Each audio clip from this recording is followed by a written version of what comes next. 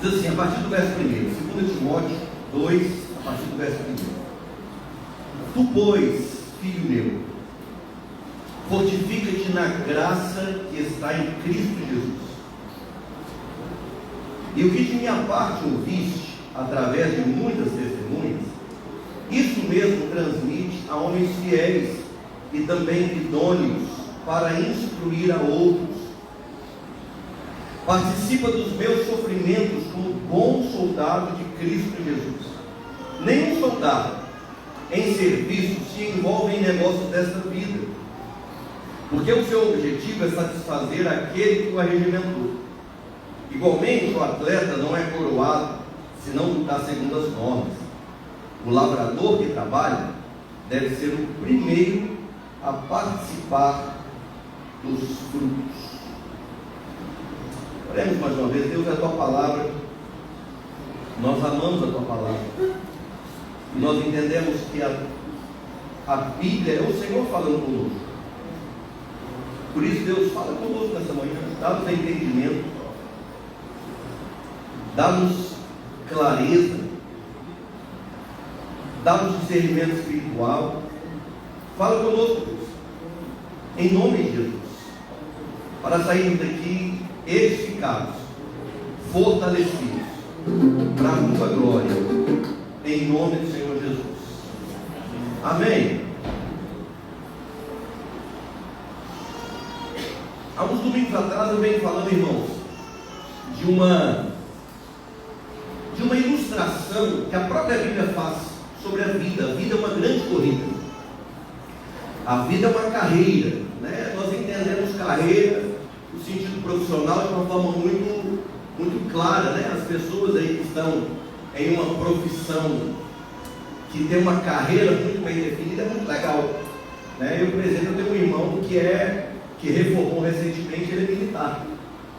Então, ele começou como cadete, estudante ali da academia, depois se formou aspirante, tenente, capitão, major, subcoronel, tenente-coronel, coronel, finalmente reformou. Uma carreira muito clara, muito bem definida.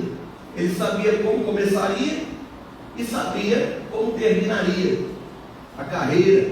Existem outras profissões que da mesma forma, tem uma carreira muito clara. A pessoa entra às vezes como trainee numa instituição, e ela vai crescendo, quem sabe chega até a um diretor, quem sabe um presidente de uma instituição. A vida é uma carreira. A Bíblia fala que a vida é uma corrida. A Bíblia nos ensina que a gente começa essa carreira da fé, talvez com pouco conhecimento. A gente começa os primeiros passos, muitas vezes não entendendo muito. Você já entrou numa instituição que você não entendia nada? As pessoas, até o linguajar da instituição, você não compreende muitos termos. Você muitas vezes ouvia certas ordens que você ficava perdido, você não sabia nem o que fazer. Aí você pedia um colega do lado, falava, o que é para fazer? E aí a pessoa te instruía e você vai aprendendo, e à medida que você vai vivendo, você vai adquirindo experiência naquela instituição e você vai se tornando cada vez mais capacitado e, consequentemente, resultados melhores e maiores você vai obtendo. A vida cristã é assim. No início a gente começa uma caminhada, muitos termos que a gente carinhosamente chama de evangeliquez, a gente não compreende, né? Muitas vezes uma pessoa que chega na igreja a primeira vez, e a gente orienta muito, principalmente os pregadores, que tomem cuidado com alguns termos, porque, por exemplo, hoje nós temos alguns visitantes da igreja. Eu não sei se os visitantes já são acostumados a frequentar uma igreja evangélica ou não, mas algumas igrejas evangélicas, quando você chega na porta, a pessoa já te cumprimenta: ô vaso, na bênção. Isso já é estranho, vaso. E aí você passa por mais um, a pessoa, o fogo hoje vai cair. Você já desespera, irmão. Você já deixa 193 digitado aqui, porque se o fogo cair, você só aperta o ligar, chamar o corpo bombeiro. Eu não vou ficar nesse lugar se o fogo cair. É uma carreira. A pessoa chega na igreja e ela começa a aprender algumas coisas, e que no primeiro momento soa até estranho, senhor, irmão.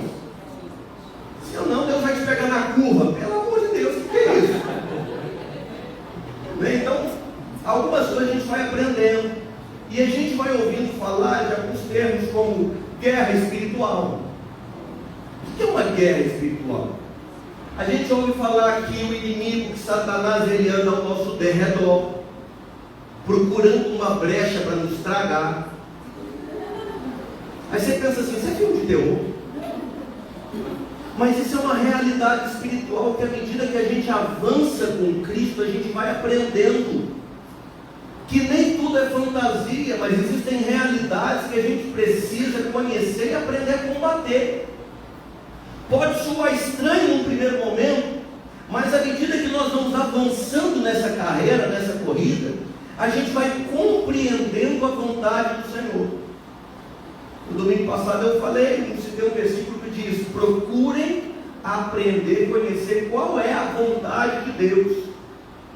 Será que nós sabemos com clareza qual é a vontade de Deus para nós? Qual é a vontade de Deus para nós?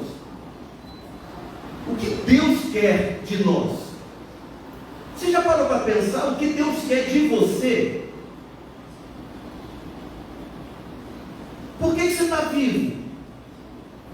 Por que Deus te deu vida? Por que Deus nos permite acordar todos os dias? Qual é o propósito da nossa vida? Será que nós existimos somente para acordar todos os dias e ingressar na mesma rotina de sempre? Café da manhã, cuida dos meninos, marido, ou quem não é casado está ali com os pais, e aí vai trabalhar ou vai estudar, e aí o dia inteiro, um calor, de repente um frio, a gente está num mundo muito louco. Você sai de camiseta, volta gripado. Você sai suando, volta tremendo de frio, está doideiro, está tudo virado do avesso. E aí você volta para casa, cansado, e aí são as mesmas discussões, às vezes as mesmas brigas, as mesmas questões, e aí você está cansado, toma o mesmo banho, do mesmo jeito, enxuga do mesmo jeito. Você já percebeu que você sempre enxuga do mesmo jeito? Um dia eu tentei mudar o jeito de enxugar, deu errado. Rotina, irmãos, rotina.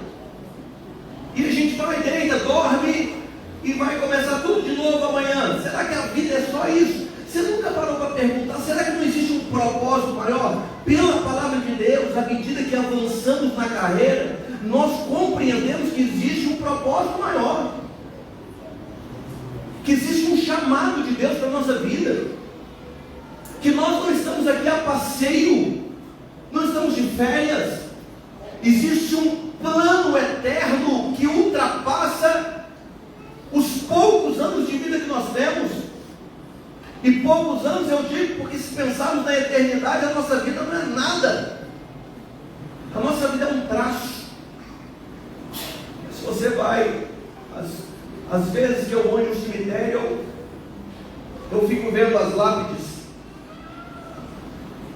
e o tempo de vida das pessoas, e eu fico andando e vendo 1900 alguma coisa, e a data, e fico calculando, esse viveu tantos anos, esse viveu tantos anos. Geralmente as datas são separadas por um tracinho. A vida é um traço. A vida é um traço. Mas a palavra de Deus diz que essa vida é só o Enem para a eternidade. Nessa vida nós tomamos as decisões que vão interferir na nossa eternidade. Onde passaremos a nossa eternidade? É nessa vida que é definido. E tudo isso que eu estou falando está dentro desse texto que nós lemos. E Paulo vai usar aqui, escrevendo ao seu jovem discípulo Timóteo, algumas figuras, algumas metáforas, algumas ilustrações do que a vida é e de como nós precisamos nos portar para nós chegarmos até o final. A gente não pode parar a corrida na metade. Não adianta, mas eu já corri muito, mas não adianta correr muito, tem que chegar no final, tem que chegar até o fim. E aqui a gente vê alguns estímulos, algumas palavras de estímulo para nós prosseguirmos até o fim. Quantos querem prosseguir até o final? Você quer chegar no final dessa carreira? Então olha só, a primeira coisa que Paulo fala com Timóteo: filho meu, fortifica-te na graça que está em Jesus. Fortifica-te na graça que está em Jesus. Você já se sentiu fraco, irmão? Você já teve medo? Ou você tem medo ainda? Quando a gente pergunta sobre medo, poucas pessoas elas reconhecem de pronto que tem medo. Mas entre nós aqui, talvez tenhamos vários medos. Medo de morrer. Eu não estou nem falando da questão da salvação. A pessoa fica pensando, não gosto de pensar na morte. Medo de não dar certo na vida. Medo de errar. Medo de decepcionar a família. Medos. Medo de perder um emprego. Medo de não dar conta de suprir a casa. Nós temos medos. Medo de ficar doente. Você já parou para pensar se você tem algum medo? Medo de perder um familiar querido. Medo de ficar sozinho. Às vezes o solteiro tem medo de ficar sozinho. Já tem um solteiro que tem medo de casar. Resolve, né? São medos. E por que nós temos medos? Porque nós somos fracos. Porque nós não damos conta de tudo. Inclusive aí vai o medo. O medo de reconhecer que é fraco. E aí a pessoa muitas vezes tenta se portar com uma força que não tem. E tenta dar conta de tudo na vida, mas não dá conta. E isso vira uma sobrecarga. Nós vivemos um tempo, setembro agora foi muito falado sobre essas questões psíquicas, doenças da alma, o combate ao suicídio. Por que os índices estão se tornando cada vez mais alarmantes? Embora não sejam divulgados. Porque cada vez mais as pessoas estão absorvendo um peso que elas não dão conta de carregar. E ninguém tem a coragem de falar, eu não dou conta, eu preciso de ajuda. O que Paulo está falando com Timóteo aqui é exatamente isso. Paulo está falando com ele assim: Timóteo, fortifica-te na graça que se encontra somente em Jesus. Em outras palavras, Paulo está dizendo, a única força que nos capacita a chegar no final dessa corrida é Jesus. Se nós confiarmos na nossa força, uma hora vai falhar. Se nós confiarmos na nossa sabedoria, uma hora vai falhar. Se nós confiarmos nos nossos recursos, naquilo que nós ajudamos, no nosso dinheiro, no nosso potencial de gerar riqueza, uma hora vai falhar. Então Paulo está aconselhando Timóteo dizendo, coloca a sua confiança em Cristo. Coloca a sua força em Jesus. Não confie naquilo que você mesmo é capaz de fazer. Confie em Deus. E claro, irmãos, que na teoria isso é tão bonito, isso é tão lindo. Mas nós precisamos colocar em prática aquilo que Deus fala conosco. Eu preciso aprender a confiar em Cristo e entregar minha vida para Ele. Para que o poder dele se aperfeiçoe na minha fraqueza.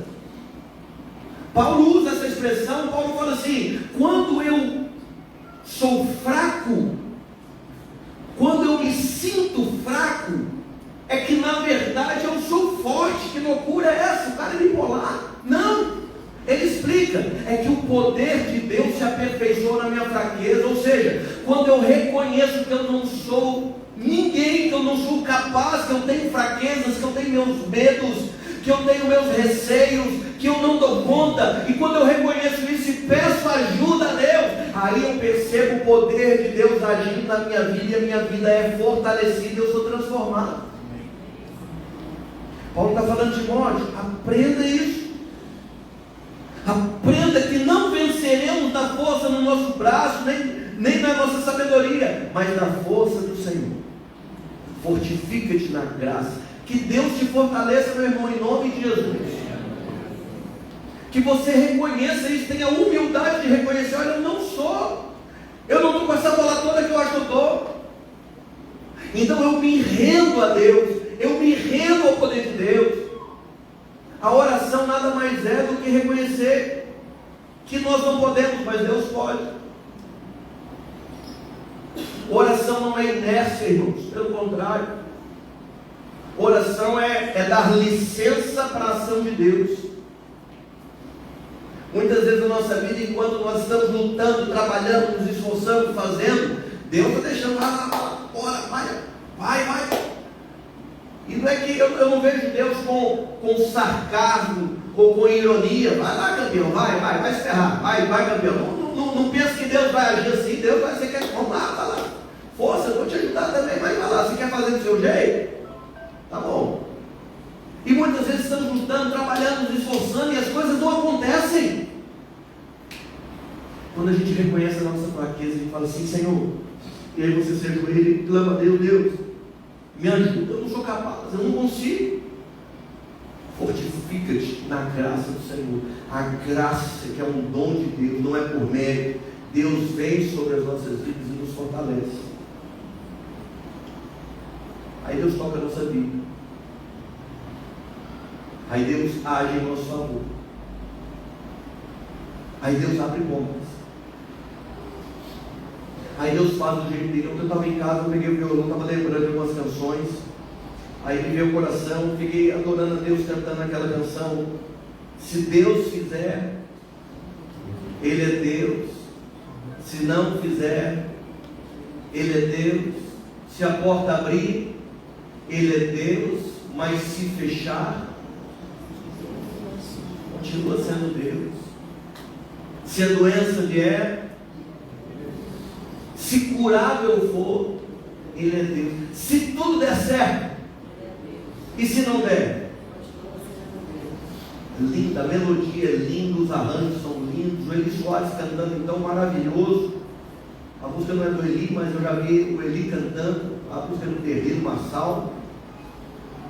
É lindo ouvirmos, é lindo adorarmos, mas colocar em prática é um grande desafio. Porque geralmente pensamos que Deus age quando as coisas deram certo.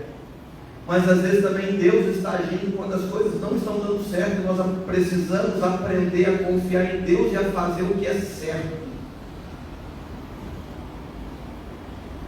Nem tudo que dá certo é certo.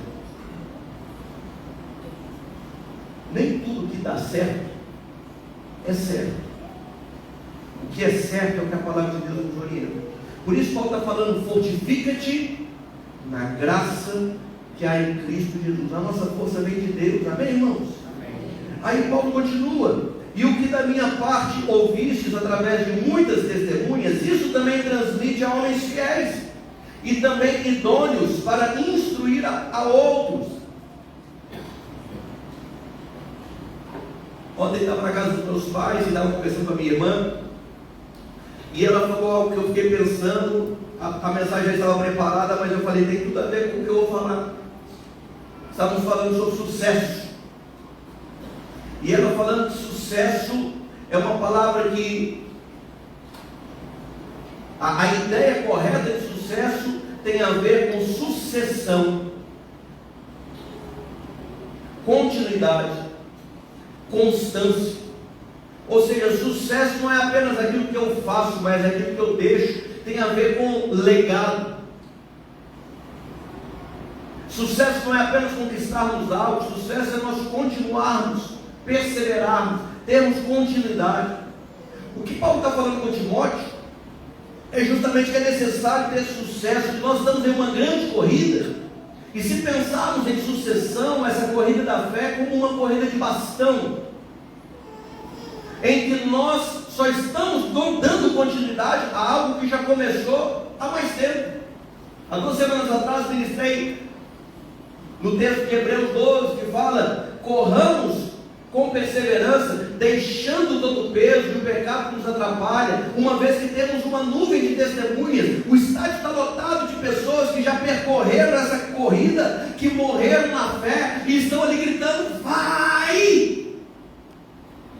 E nós estamos correndo essa corrida, e nós precisamos passar esse bastão do Evangelho adiante. O que Paulo está dizendo a Timóteo é, olha, o Evangelho não pode morrer nas suas mãos, você precisa passar adiante. E aí tem a ver com o que nós começamos a falar com propósito. A nossa vida não se resume ao traço que um dia vai estar na nossa lápide no cemitério. A minha vida não se resume a apenas 1978, foi o ano que eu nasci, até 2079.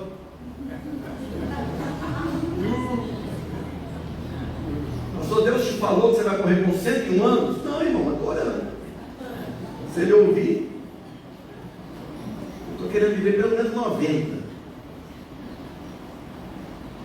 Querendo. Se Deus der, Deus deu. Se Deus não der, continua sendo Deus. Na verdade, você é até melhor, né? A vida não é só a nossa rotina, existe uma missão para nós. Transmitirmos o Evangelho, ensinarmos a homens idôneos, pessoas idôneas que vão transmitir para outros. Isso não pode parar. Receber o Evangelho é um privilégio, transmitir é uma responsabilidade. Essa frase é do Hernandes Dias Lopes. Receber o Evangelho é um privilégio. Quantos são privilegiados, alegres por terem entendido a mensagem da cruz? O que significa ouvir e entender a mensagem da cruz? Significa que o Espírito Santo nos convenceu que nós éramos perdidos, pecadores, reconhecemos que sem Deus nós não somos ninguém, recebemos Cristo como Senhor e Salvador das nossas vidas, e a partir desse momento nós cremos no presente que Ele nos deu, vida eterna. Isso é um privilégio. Isso é um privilégio. Essa semana eu assisti Highlander, o Guerreiro Imortal. Uau! Isso é filme da sessão da tarde, né? O Guerreiro Imortal. Eu estava assistindo o Highlander, só pode haver. Ninguém lembra disso? Ninguém lembra, hein? Se entregar a idade, hein? Se entregarem. E assistir um filme horrível, irmãos. Mas na época era muito bom. Estou brincando, até que legalzinho, mas os efeitos horrorosos. Tem nada a ver com a mensagem, é só porque eu lembrei aqui agora. Brincadeira, tem um pontinho ali. Uma vez que nós temos vida eterna, significa que nós não morreremos. A Bíblia ensina isso. O corpo, óbvio, nós sabemos que o nosso corpo vai morrer, mas a Bíblia ensina que o nosso espírito volta para Deus. Então, o que nós somos de fato, somos seres espirituais e habitamos em um corpo físico. O corpo físico ele vai acabar, ele envelhece, mas o espírito vai viver eternamente. Isso é um privilégio. Privilégio. Agora, a partir daí eu tenho a responsabilidade de transmitir a palavra para as pessoas. É uma responsabilidade, porque não pode morrer comigo. Paulo está falando isso com Timóteo. Timóteo, o que você ouviu de mim, transmite a outros, e esses vão transmitir a outros por sua vez. Porque se formos alcançados pela graça, quantas pessoas nós conhecemos que precisam de Cristo, que precisam de salvação? As células da igreja que nós começamos, o propósito é esse, irmãos. O propósito é esse. O que nós estamos fazendo na prática é abrirmos mais portas para alcançarmos mais pessoas. Ao invés de ficarmos com essa porta apenas aberta, agora nós temos portas em diversas casas, onde serão pontos de pregação, para que essa mensagem seja transmitida a outros. É isso. É isso. Para termos comunhão, nós não precisamos de célula. Você marca um churrasco na sua casa, você marca um almoço, vai para um shopping, marca um encontro, marca um café. A gente tem outros meios de comunhão. A célula não é só para isso. A célula é uma oportunidade de nós fazermos isso aqui, olha. Transmitirmos a outras pessoas a mensagem que nós tivemos o privilégio de receber. Para que essas pessoas sejam alcançadas, para que essas pessoas entendam a verdade, para que essas pessoas daqui a pouco também comecem a transmitir para outros. Você foi chamado para uma missão. Você foi chamado para uma missão. E aí Paulo continua. Você está entendendo isso, Timóteo? Como se ele estivesse conversando com Timóteo. Transmita. Participe também dos meus sofrimentos como bom soldado de Cristo. Nenhum soldado em serviço se envolve em negócios desta vida, porque o seu objetivo é satisfazer aquele que o arregimentou. Nenhum soldado participa dos meus sofrimentos como um bom soldado. Eu fiquei pensando nessa figura, eu fiquei pensando na ilustração, como que Paulo ilustra a vida cristã com a vida de um soldado. Aí eu pensei em algumas características de um soldado. Por exemplo, um soldado ele precisa ser resiliente, um soldado precisa ser perseverante, corajoso, um soldado precisa ter foco no que ele está fazendo. Eu servi o exército, e no ano que eu servi, tinha um camarada, um companheiro lá, aluno Simão, não dá para esquecer o nome dele, Simão, aluno Simão. Falei rápido, né? Aluno Simão. E o Simão, ele, de forma distraída, manuseando uma arma, deu um tiro na perna. Foi dispensado. Mas depois eu não tenho notícia como é que ele ficou, porque o tiro pegou no osso e destruiu o osso dele. Imagina que ele tenha colocado ali uma haste, uma prótese, alguma coisa de metal para voltar a andar. Tem que ter foco. Um soldado, ele não vai manusear a sua arma de qualquer maneira. Um soldado, ele não pode acreditar em qualquer verdade. E aí eu volto a dizer, nem tudo que dá certo é certo, nem tudo que me agrada é certo. Cuidado com doutrinas que te agradam, irmão. Cuidado com doutrinas que só massageiam o seu ego. Cuidado com aquilo que você gosta. Nem sempre o que a gente gosta faz bem. É uma verdade. Eu gosto de bacon e batata frita. Faz bem? Não. Agora o Gil me deixou na dúvida. Não faz bem. Dobradinha. Faz bem. Ontem eu comi uma dobradinha na casa da minha mãe.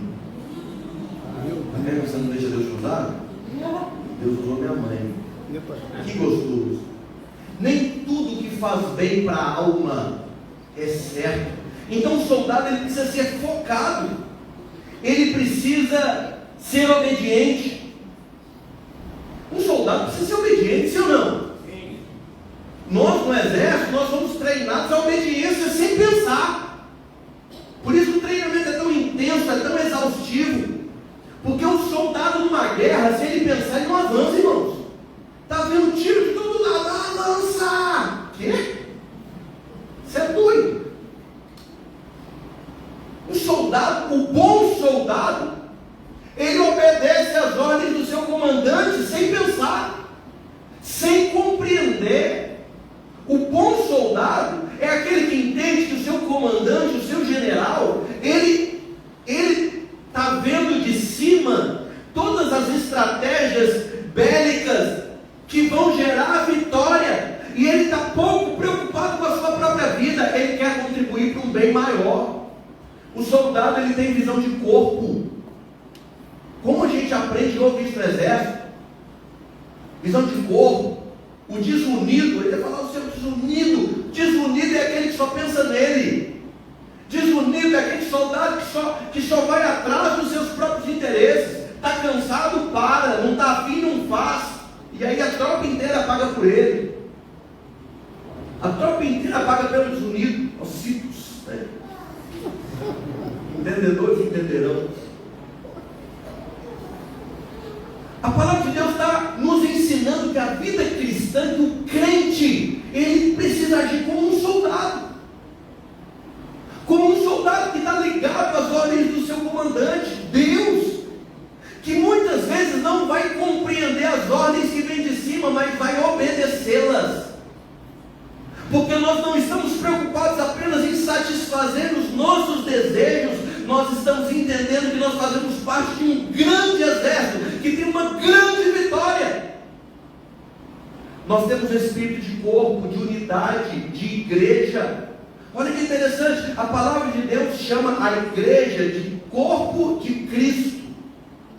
E esse corpo de Cristo, Paulo traz entendimento, dizendo que cada um de nós é um membro do corpo.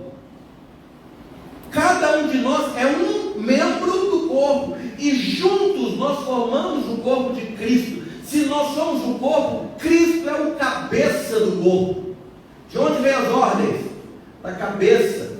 E quem executa as ordens? O corpo. E se somos membros do corpo, você não vê a mão andando por aí sozinha. Nós estamos ligados uns aos outros. É por isso que a igreja é um organismo vivo, que precisa caminhar junto, que precisa se envolver junto, que precisa lutar junto. Embora sejamos diferentes, mas somos corpo. Isso tem um propósito, irmãos. Nós estamos aqui para cumprir a vontade de Deus. Paulo diz: participa dos meus sofrimentos. Um soldado, ele não está saindo de férias. Um soldado, ele está indo para onde, irmãos? Para a guerra, para o combate. E o que tem numa guerra? Sangue, morte, dor, luta, sofrimento. Paulo está usando metáforas para nos trazer à luz que a nossa vida é uma guerra. Paulo vai dizer em outro texto que a nossa luta não é contra a carne nem contra sangue, mas contra principados e potestades, contra os dominadores deste mundo tenebroso. E aí, querido irmão, isso não é linguagem de crente, isso é linguagem da Bíblia. O diabo, ele está lutando contra nós, porque ele é contrário à vontade de Deus. Paulo está trazendo à luz de que a nossa vida cristã, ela não é um passeio, que Satanás não é um dos espectadores que está só torcendo contra nós de longe, assentado em um dos camarotes, só assistindo e vendo: puxa, olha ali, pastor Marcos, a Raquel, a vida dele está tão legal, está tudo dando certo, olha os meninos dele, puxa, ele está torcendo contra, mas está tudo dando certo. Não, o diabo não age assim. A Bíblia diz que ele está ao nosso derredor, ele está circulando em volta, ele está procurando uma brecha, ele está procurando uma bobeira que a gente dê, ele está procurando um pecado, um desejo, ele está tentando identificar em nós algo que ele possa usar para nos desviar da presença de Deus. Ele está tentando identificar uma falta de fé, ele quer identificar um medo, ele quer identificar um desejo da carne, para instigar isso mais ainda, para nós fugirmos do que a palavra de Deus ensina. O diabo quer te destruir. Se ele puder, ele vai colocar uma enfermidade na sua vida. Se ele puder, ele vai tocar nas suas finanças. Se ele puder, ele vai destruir o seu casamento. Se ele puder, ele vai te arrebentar. Mas graças a Deus por Jesus Cristo nos dá a vitória. É por isso que Paulo está dizendo: fortifica-te na graça do Senhor. É por isso que Paulo fala em outro texto: revestimos de toda a armadura de Deus. A armadura quem usa? Soldado que usa armadura, para poder ficar firmes no dia mau. Irmãos, nós estamos vivendo dias maus. Por que é importante nós termos um texto como esse e compreendermos essa imagem, essa figura de linguagem que Paulo está usando, para nós entendermos que a nossa vida é uma batalha? Porque senão a gente está achando que a gente está no país, Alice no País das Maravilhas. É por isso que eu te aconselho a assistir um filme como O Som da Liberdade, ao invés de assistir Barbie. Porque Barbie é um filme ridículo, que trata de coisas ridículas da vida, fantasia, e está só incutindo porcaria na cabeça das pessoas.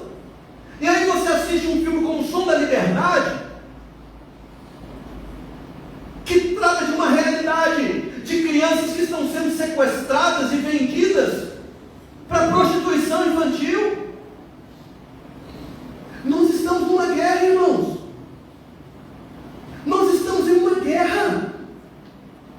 Um soldado, ele não perde tempo. Um soldado no meio da batalha, ele não vai cochilar. Um soldado, ele não se distrai, porque senão ele vai virar alvo de um tiro. Um soldado, ele está o tempo inteiro ligado que essa guerra pode gerar resultado na morte dele.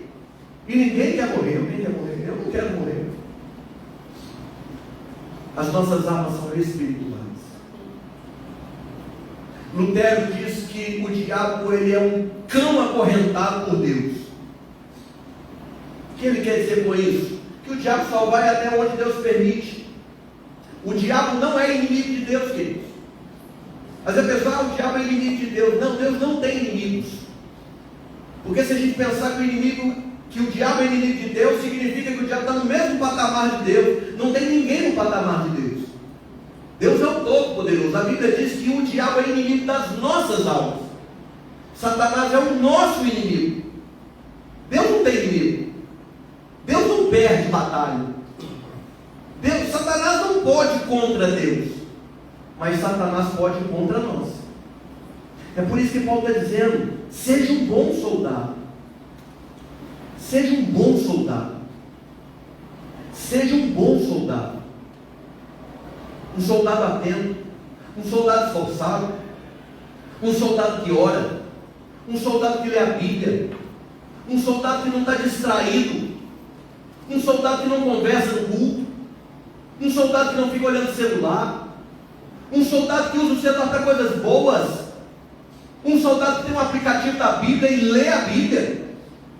Um soldado que tenha de repente ali o seu Instagram, mas siga pessoas que tragam mensagens que te edificam. E não só futilidade e banalidade. Qual é a arma que o diabo está usando, irmãos?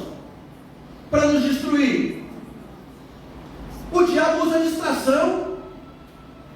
O diabo usa a distração. Se um soldado estiver em campo de batalha distraído, ele vai morrer. E pior, ele vai levar outros à morte. Tem muita gente que está distraída dentro de casa e está levando a família à morte.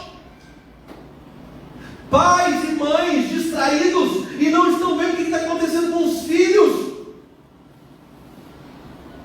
Porque muitas vezes criticam os filhos que gastam muito tempo na tela, mas mesmo nós adultos estamos gastando muito tempo na tela, distraídos com futilidades, muitas vezes. E aí cada um tem que fazer a sua autoavaliação do que está fazendo. Pastor, eu trabalho com rede social, é meu trabalho, ok, amém? Você trabalha quantas horas por dia? 18? O soldado, quem está entendendo? Amém. O soldado, ele está atento. Porque se o diabo puder levar o seu filho para a pornografia, ele vai levar. E uma vez que cai na garra da pornografia, é difícil sair. É muito difícil sair. O diabo, se puder levar os nossos filhos para o homossexualismo, vai levar. Através de coisas sutis, de conversas entre eles. O diabo, se puder levar os nossos filhos para um autoextermínio, para suicídio, vai levar. Que não é algo incomum. Madá é psicólogo, trabalha com adolescentes, sabe que isso é verdade, né, Madá? Quantos adolescentes a Madá tem atendido? Quantos estudos de caso de adolescentes que estão se cortando, que estão planejando o autoextermínio? Quantos adolescentes? O diabo está circulando. É uma guerra, irmãos. É uma guerra. Paulo está dizendo para Timóteo: Timóteo, fortifica-te na graça. Olha, você vai precisar de força, porque nós estamos numa guerra. Olha, Timóteo, mais do que a graça, além da graça, tem a palavra, a espada. Ensina as pessoas. Irmãos, se nós não transmitirmos a palavra para os nossos filhos, quem vai transmitir a escola?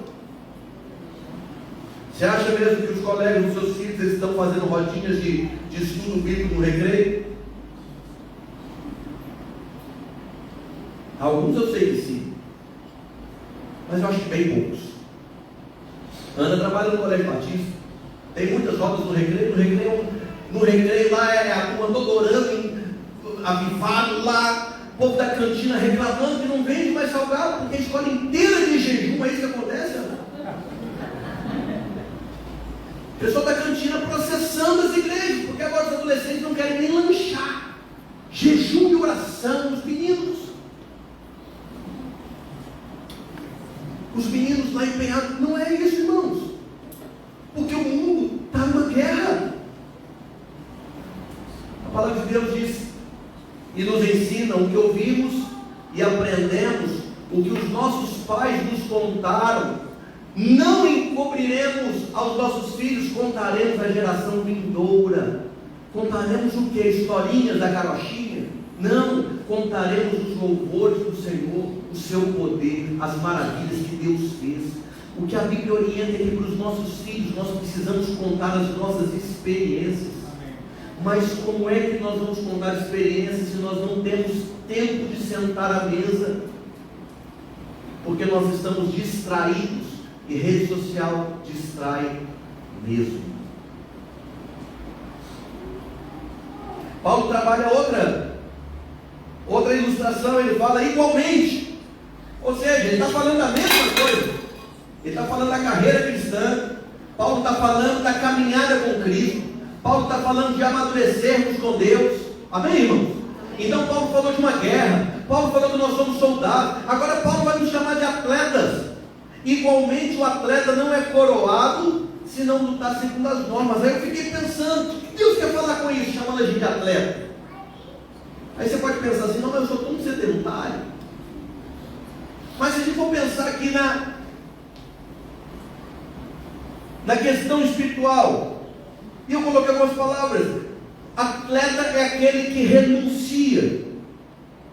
Atleta é aquele que tem disciplina.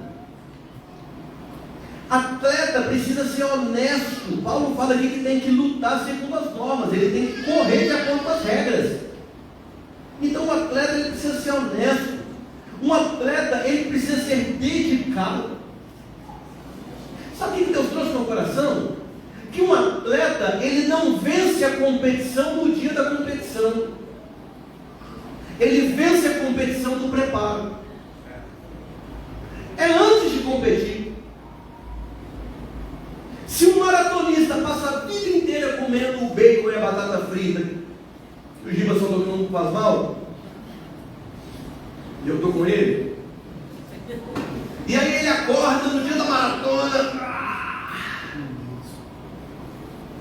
coloca lá o seu short que ele comprou na época que ele ainda estava magro, já deu ruim, aí ele põe o short, já fica tão confortável, coloca o tênis, até o pé engordou, tênis apertado, camisetinha, vai para a maratona, fez a inscrição há um ano atrás, não, vou correr, vou aguentar, e aí vai para a maratona do Galo, e aí dá errado, e aí chega lá, corre meio quarteirão, e aí depois continuou o resto caminhando. A corrida começou às 8 horas da manhã. Ele chega às 9 do outro dia.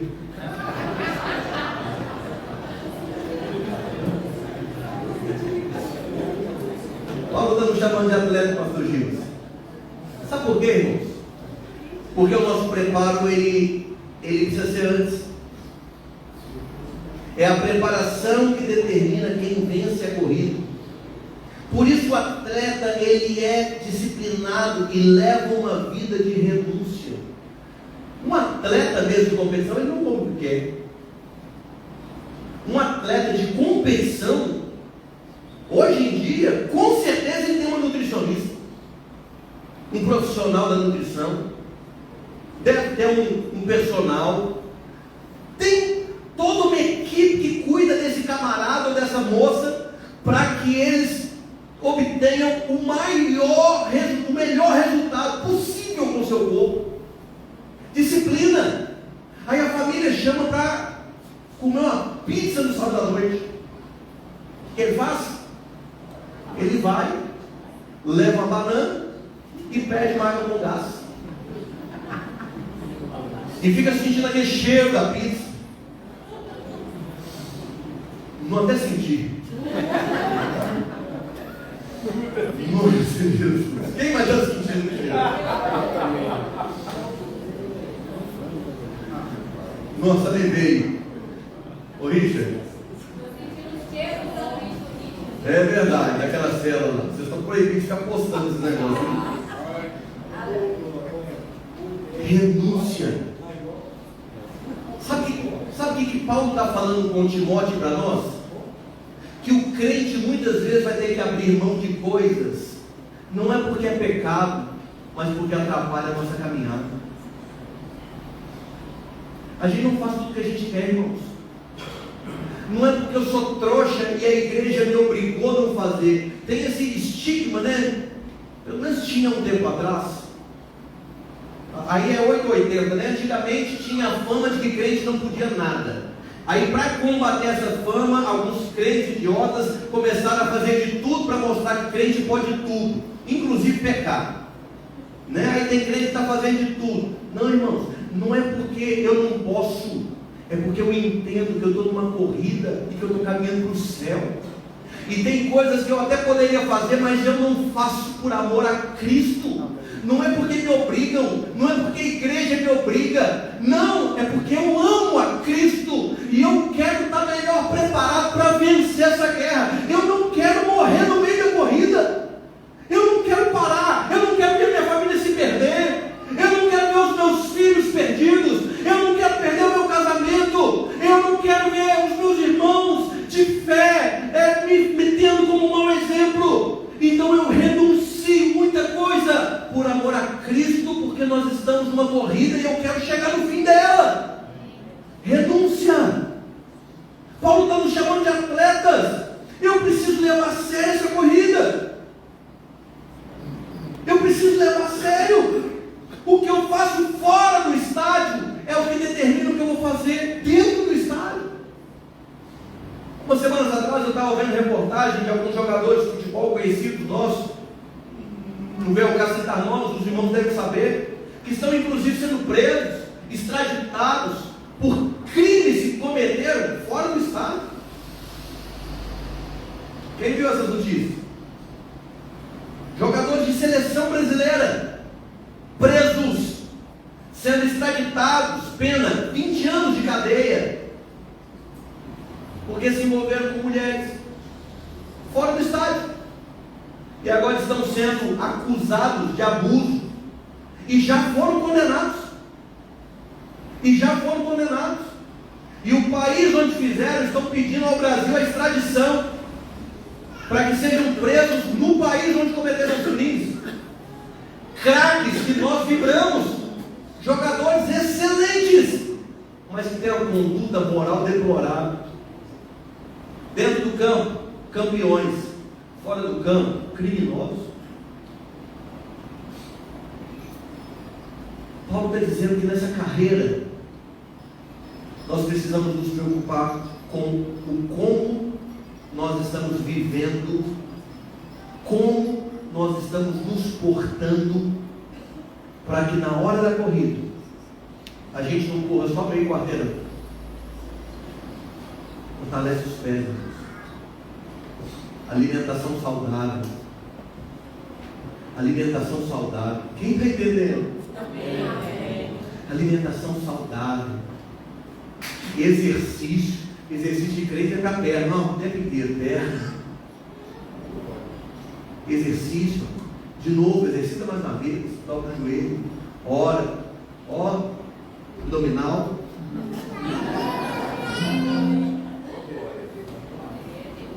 Exercita, fortifica-te na graça do Senhor. Está difícil, vai piorar.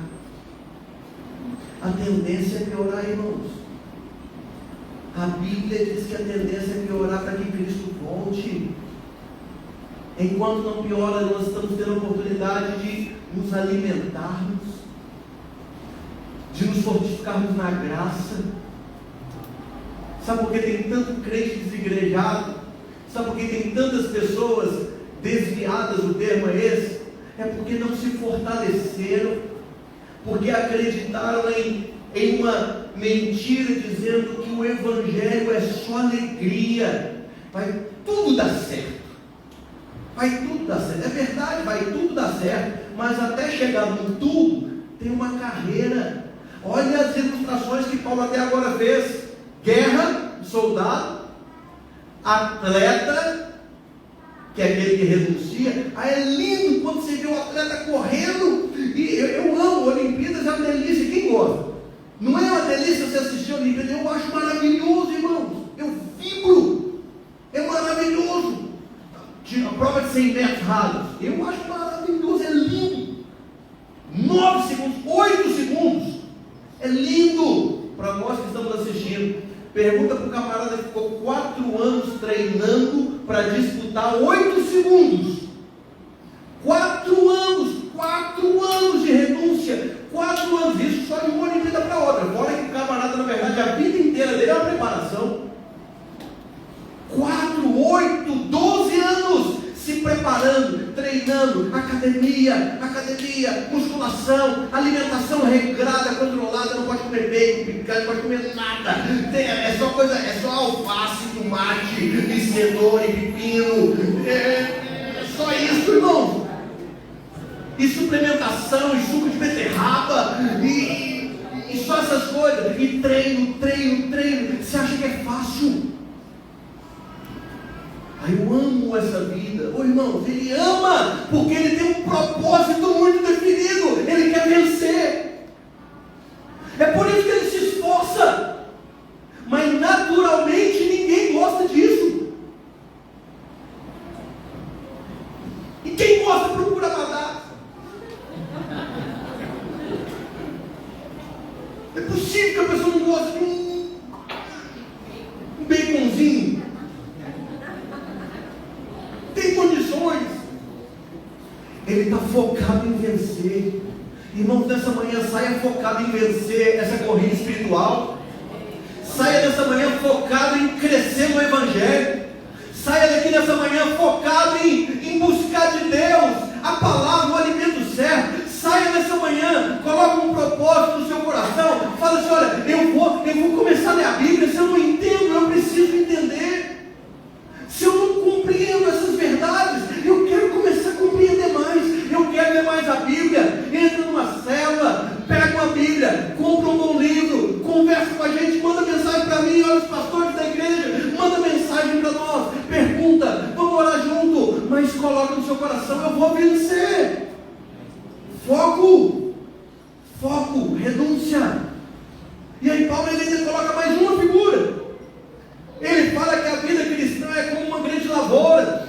Ele diz: olha, o lavrador que trabalha deve ser o primeiro a participar dos frutos. O lavrador que trabalha deve ser o primeiro a participar dos frutos. Aí eu fiquei pensando: meu Deus, o que o senhor quer falar? O que é um lavrador? Lavrador é uma pessoa que tem que levantar muito cedo e trabalhar duro. Nós não estamos falando de um tempo como hoje, irmão, que você contrata um camarada que vai pilotar, vai dirigir um trator, e o trator vai vir arando a terra. Hoje nós temos tecnologia, nós temos tudo de bom e do melhor, mas naquele tempo era na força do braço. No muito usavam ali os animais para auxiliar, mas mesmo assim ele tinha que vir conduzindo ali os animais, conduzindo os instrumentos que eles usavam. Trabalho duro. O que mais? Um lavrador, ele precisa ter um coração cheio de esperança. Um lavrador precisa depender de Deus. Ele precisa depender de Deus. Trabalho duro e dependência de Deus. Se um lavrador não trabalha duro, ele não vê o fruto do seu trabalho. Olha o que diz Provérbios, capítulo 20, verso 4, diz assim: quem tem preguiça de arar a terra na época certa, não terá comida no tempo da colheita. Quem tem preguiça de arar a terra no tempo certo, não tem colheita, irmãos. Tem muita gente que está pedindo a Deus resposta, tem muita gente que está pedindo a Deus porta aberta, tem muita gente que Deus está pedindo: Deus, manda, mas Deus muitas vezes está mandando a terra, está mandando a chuva e te mandou as sementes. Vai trabalhar a terra, vai arar. Deus nos deu força, Deus nos deu inteligência, Deus nos deu criatividade. Vai fazer alguma coisa, vai produzir. Mas tem gente que está só no versículo: aos seus amados ele os dá enquanto dormem, e dorme o dia inteiro.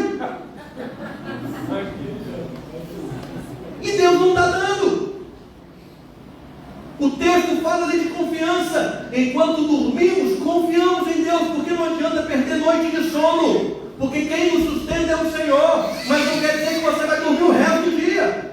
Você dorme à noite, mas acorda cedo e vai trabalhar. Vai trabalhar, vai se esforçar. Agora, ao mesmo tempo que esse labrador, nós como labradores, precisamos trabalhar duro, nós precisamos entender que a nossa vida depende de Deus. A esperança de uma boa colheita está em Deus, pois por mais que trabalhemos, nós não temos o controle do tempo. O labrador não faz chover. O labrador não faz chover. O labrador não tem domínio sobre a terra e sobre como a terra e a semente vão agir uma a outra ali. Não tem domínio. Pode hoje em dia ter estudos, adubo, etc e tal, mas mesmo assim, a semente, as informações genéticas daquela semente, quem colocou foi Deus. Aquela semente ela vai vingar se Deus quiser. Por mais que nos esforcemos, irmãos, quem dá o resultado é Deus. E muitas vezes a gente não age com medo, porque a gente quer ter tudo na nossa mão. O controle tem que ter na nossa mão. O controle tem que estar na nossa mão. Eu preciso aprender a depender de Deus. Eu preciso trabalhar firme, duro, fazer a minha parte. Mas eu preciso ter a convicção de que a provisão, o sustento vai vir do Senhor. Você descansa em Deus. Vida cristã é vida de dependência em Deus. Por isso não se mate por questões financeiras ou porque você quer se garantir. Confie em Deus. Confie em Deus. Confie em Deus. Deixa Deus fazer. Deixa Deus agir. Faça a sua obra, faça a sua parte. Seja um bom labrador.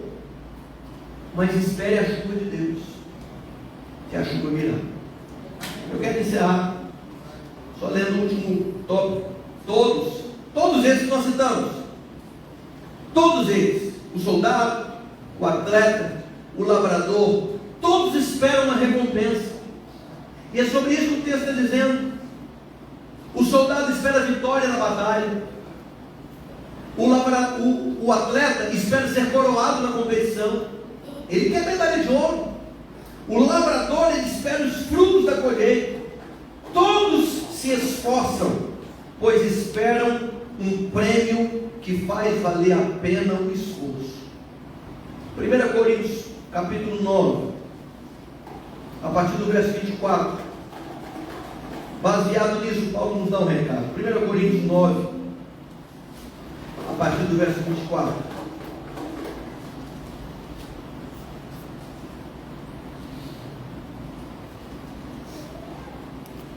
Paulo diz assim: vocês não sabem que numa corrida todos competem, mas apenas um ganha o prêmio? Portanto, corram para vencer. Corram para vencer. O atleta precisa ser disciplinado sobre todos os aspectos. Ele se esforça para ganhar um prêmio perecível. Nós, porém, o fazemos para ganhar um prêmio eterno. Por isso, não corro sem objetivo, nem luto como quem dá golpes no ar. Disciplino meu corpo como um atleta, treinando para fazer o que deve. Interessante, irmãos, não para fazer o que quer, para fazer o que deve. De modo que depois de ter pregado a outros, eu mesmo não seja desqualificado. Corra para vencer. Nós estamos numa guerra. Nós estamos numa grande corrida. Nós estamos plantando uma grande lavoura. Todos nós esperamos um prêmio. E não está errado não, irmãos. Nos esforçamos por causa de um prêmio que nos foi prometido. O Senhor nos prometeu esse prêmio, uma coroa da justiça. Corra para vencer. corra para vencer. Vamos orar? Eu quero te propor um tempo de oração. Como quiser. Se quiser permanecer sentado ou estiver, como preferir. Mas eu queria que você refletisse nesse momento, com toda devoção, mas que você fizesse uma reflexão. Como está o seu treinamento? Do jeito que você está vivendo hoje, você vai vencer essa corrida? Como está a sua alimentação? Você tem se alimentado bem? Você está se alimentando das coisas espirituais? A sua dieta está equilibrada?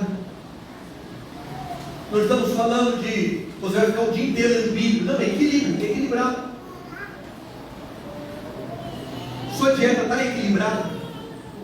Você tem tempo para as coisas da vida, mas principalmente tem tempo para as coisas de Deus?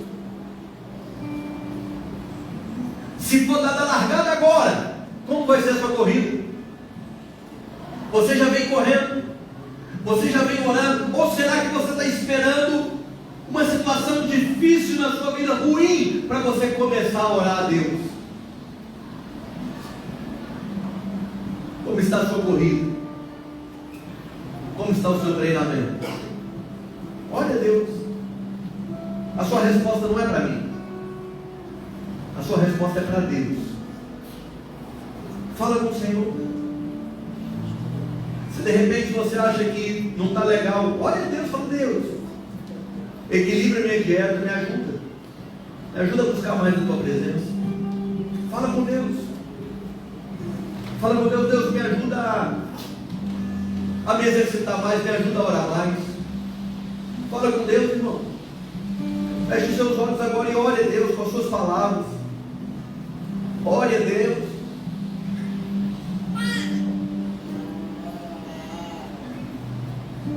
Peça a Deus que te ajude a fazer não o que você quer, mas o que deve.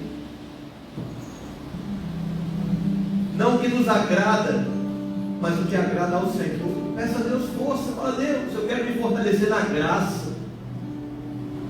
De repente você está vivendo momentos difíceis. Peça a Deus: fala: Deus, me dá força para suportar essa batalha. Eu estou numa guerra, eu estou no meio de um campo de batalha, está explodindo bomba para todo lado. Me fortalece na tua graça. Fortalece-me na tua graça, Deus. Peça força a Deus. Peça força. Às vezes você está angustiado, ansioso com o futuro. É Deus que manda a chuva, meu irmão. Lança a semente, confie em Deus. É Deus que manda a chuva. Descansa no Senhor. Confie em Deus. Descansa no Senhor. Saia daqui nessa manhã fortalecido. Peça força a Deus. Fala com o Senhor: Deus, fortalece-me, Deus. Eu quero sair daqui nessa manhã fortalecido. Eu quero sair dessa manhã renovado. Eu quero sair daqui dessa manhã sabendo que o teu Espírito me tocou, entrou na minha vida. Eu estou saindo daqui melhor em nome de Jesus. Fala com Deus. Pede a Deus para te ajudar a renunciar às coisas que te atrapalham. De repente você é um atleta que está perdendo tempo de treinamento com coisas banais. Fala: Deus, eu quero me concentrar, eu quero me esforçar, eu quero voltar a me dedicar, eu quero, meu Deus, ser cheio da sua presença. Eu quero, Deus. Nós queremos, Deus. Nós queremos ser um exército de homens e mulheres valentes, soldados do Senhor, preparados para a batalha. Deus nos ajuda como igreja, como corpo de Cristo, a andarmos em unidade, a andarmos focados, concentrados naquilo que o Senhor tem para nós. Não nos deixe cair nas armadilhas do inimigo. Deus, abre os nossos olhos. Não nos deixe cair nas artimanhas das trevas, nas tentações, em pecado. Não nos deixe, livra-nos, Deus. Fortaleça-nos na tua graça, Senhor Jesus. Fortaleça-nos na tua graça, Senhor Jesus. Espírito Santo de Deus, ajuda-nos, fortaleça-nos na tua graça, Senhor Jesus. Enche-nos com o teu Espírito Santo. Fortalece os meus irmãos, Deus, que possamos avançar nessa carreira, nessa corrida, sem olhar para trás, sem nos distrairmos, sem tropeçarmos, sem cairmos no chão. Fortaleça-nos na tua graça, meu Deus, em nome de Jesus. Estejamos aptos a receber o prêmio. Um dia a coroa da justiça receberemos das mãos do Senhor. A vida eterna receberemos das mãos do Senhor. Que o Senhor nos ajude a corrermos até o fim dessa corrida, em nome do Senhor Jesus Cristo. Amém. Amém. Amém.